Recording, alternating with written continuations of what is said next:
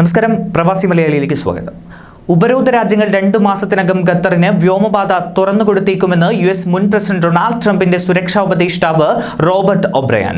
അടുത്ത 70 ദിവസത്തിനകം Saudi, Bahrain രാജ്യങ്ങളുടെ വ്യോമാതിർത്തികളിലൂടെ ഖത്തർ എയർവേസ് വിമാനങ്ങൾക്ക് പറക്കാനായേക്കുമെന്ന് ആഗോള സുരക്ഷാ ഫോറം 2020 സംസാരിക്കവെയാണ് അദ്ദേഹം പറഞ്ഞത്. ഗൾഫ് സംഘർഷത്തിന് അറുതിയാകുന്നുവെന്നതിന്റെ നിർണായക സൂചനകൾ നൽകുന്നതാണ് US മുൻ പ്രസിഡന്റ് ഡൊണാൾഡ് ട്രംപിന്റെ സുരക്ഷാ ഉപദേഷ്ടാവിന്റെ പ്രതികരണം. അടുത്ത 70 ദിവസത്തിനകം സൗദി, ബഹ്റൈൻ രാജ്യങ്ങളുടെ വ്യോമാതിർത്തിയിലൂടെ ഖത്തർ എയർവേസ് വിമാനങ്ങൾക്ക് പറക്കാനായേക്കുമെന്നാണ് ആഗോള സുരക്ഷാ ഫോറം 2020 സംസാരിക്കവേ അദ്ദേഹം വ്യക്തമാക്കിയത്.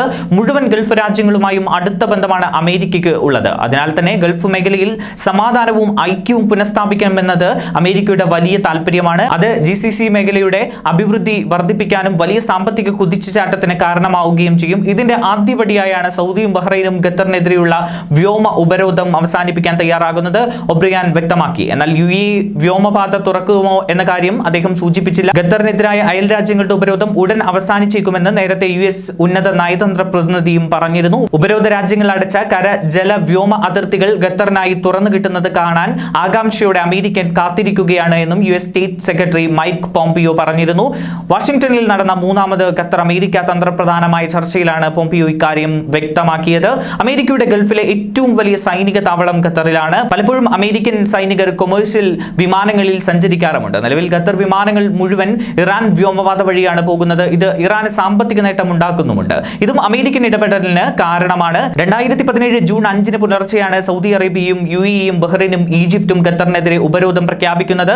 ഖത്തറിന്റെ സ്വന്തം വാർത്താ ചാനലായ അൽ ജസീറ അടച്ചുപൂട്ടുക, ഖത്തറിലെ തുർക്കി സൈനിക താവളം അടയ്ക്കുക, ഇറാനുമായുള്ള ബന്ധം ഒഴിവാക്കുക, ഈജിപ്തിലെ മുസ്ലിം ബ്രദർഹുഡ് അനുകൂല നിലപാട് നിർത്തുക തുടങ്ങിയ 13 നിബന്ധനകളാണ് ഉപരോധം നീക്കാനായി ഖത്തറിന്റെ മുന്നിൽ സഹോദര രാജ്യങ്ങൾ വെച്ചത്. എന്നാൽ ഇത്തരം നിബന്ധനകൾ പാലിക്കാൻ സാധ്യമല്ല എന്നാണ് ഖത്തർ തുടക്കം മുതൽ സ്വീകരിച്ചുകൊണ്ടിരിക്കുന്ന നിലപാട്. എന്നാൽ രാജ്യത്തിന്റെ പരമാധികാരം പണയപ്പെടുത്താത്ത തരത്തിലുള്ള ചർച്ചകൾക്ക് എന്നും തയ്യാറാണെന്ന നിലപാട് രാജ്യം സ്വീകരിക്കുകയും ചെയ്തിരുന്നു. ഉപരോധം തുടങ്ങിയ വർഷം മുതൽ ഇന്ന് വരെ ഖത്തർ ആത്മാർത്ഥമായി പ്രശ്ന പരിഹാരത്തിന് ശ്രമിച്ചിട്ടുമുണ്ട്. ഉപരോധം പരിഹരിക്കാനുള്ള നല്ല സൂചനകൾ പല സമയങ്ങളിലായി ഉയർന്നു വന്നിട്ടുണ്ട് എങ്കിലും ഇതുവരെ ഫലപ്രാപ്തിയിൽ എത്തിയിട്ടില്ല. ഇപ്പോൾ ഉപരോധം നീക്കാൻ അമേരിക്ക ശ്രമിക്കുന്നത് കൃത്യമായ ലക്ഷ്യങ്ങൾ മുന്നിൽ കണ്ടാണ് എന്ന് വ്യക്തമാണ്.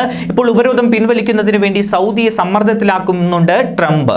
ഒരുപക്ഷെ ഈ സമ്മർദ്ദമായിരിക്കാം ഉപരോധം അവസാനിപ്പിക്കാൻ സൗദിയെ പ്രേരിപ്പിക്കുന്നതും. അമേരിക്ക പറയുന്ന കാര്യങ്ങൾ സൗദി തള്ളിക്കളയുകയുമില്ല.